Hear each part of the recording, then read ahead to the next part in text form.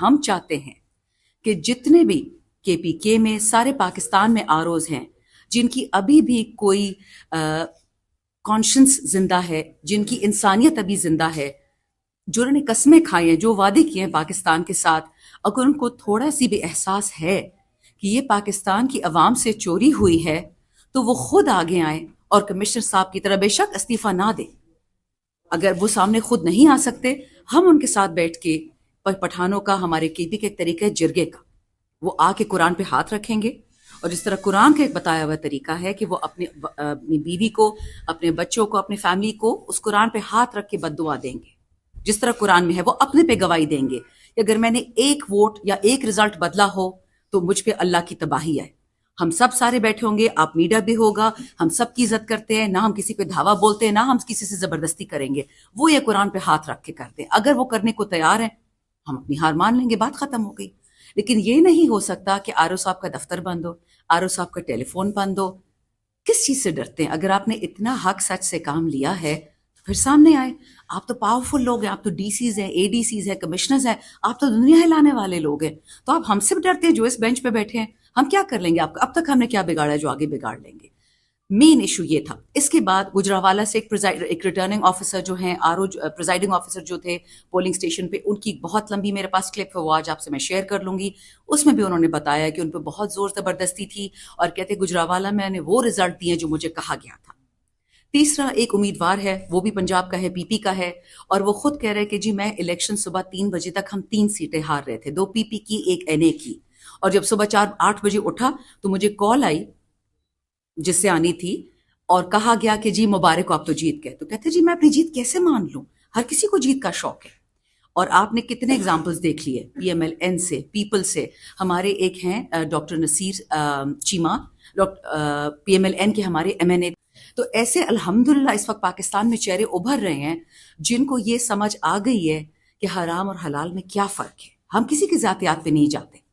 کل مریم اورنگزیب کو اتنی تپ چڑھی اس پریس کانفرنس سے کہ پہلے انہوں نے یہ کہا کہ کمشنر راولپنڈی صاحب کا ذہنی توازن خراب ہے۔ تو ذہنی توازن ان کا اسی دن کیوں خراب ہوتا ہے جب وہ سچ کا اعلان کرتے ہیں؟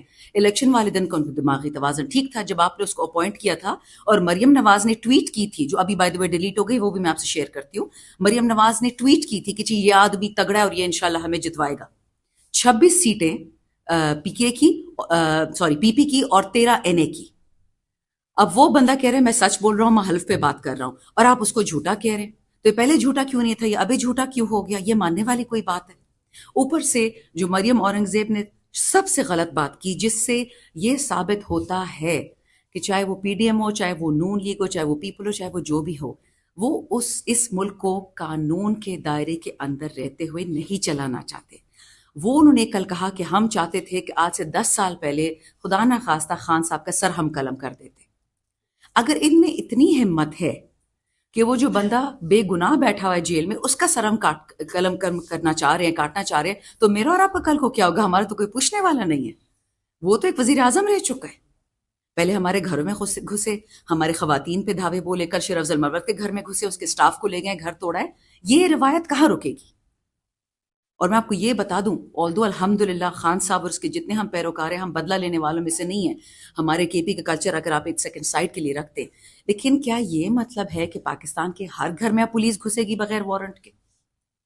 کیا چاہیے ان کو؟ ارب پتی کروڑ پتی لوگ ہیں۔ صرف اتنا بتا دوں کہ یہ جو کمشنر راولپنڈی کی بات ہے، اس کو ہلکا مت لیں۔ پاکستان کا ضمیر جاگ چکا ہے۔ میں نے پچھلی دفعہ بھی کہا پریس کانفرنس میں، آج دوبارہ کہہ رہی ہوں، اس ٹیبل پہ جتنے میرے کالیگز ہیں جن کو زبردستی ہروایا گیا ہے، یہ خود الحمدللہ اچھے خاندانوں سے ہیں، کمپلیٹ ہیں، ان کی تعلیمیں ہیں، ان کی نوکریاں ہیں، ان کو اللہ نے کسی چیز کی کمی نہیں دی۔ بٹ ان سے ان کے چاہے تیمور صاحب ہیں، چاہے ارباب عاصم صاحب ہیں، ان کے ووٹ چرائے گئے ہیں، ان کی عوام کے۔ اور یہ نہیں ہو سکتا کہ آپ ہم پہ اپنے لیڈرز امپوز کریں۔ جب لوگوں نے ایک دفعہ کہہ دیا، آپ کی لوگوں سے کیا دشمنی؟ چلو تیمور صاحب تو خان صاحب کے ساتھ ہے، ارباب عاصم ہے، میں ہوں، آپ کو عوام سے کیا دشمنی ہے؟ عوام سے آپ نے آٹا لے لیا، کھانا لے لیا، پینا لے لیا، صحت کارڈ ان کا لے لیا، کسان کارڈ ان کا لے لیا، آپ نے ان سے احساس کارڈ لے لیا، سارے پروگرامز لے لیے، اب ان کا ووٹ بھی چھین لیا۔ آگے ان کے سانس لینے کا بھی حق لے لیں گے۔ جلسے تو ہمیں کرنے نہیں دیتے۔ اس الیکشن میں ایک جلسہ ہم نے نہیں کیا، ہم صرف کارنر میٹنگز کی ہیں۔ کل پروٹیسٹ کرے تھے پنڈی میں، پورا پریس کلب کے باہر جو وہ ہے گارڈن، اس کو کھود دیا گیا. اب یہ طریقہ آ گیا.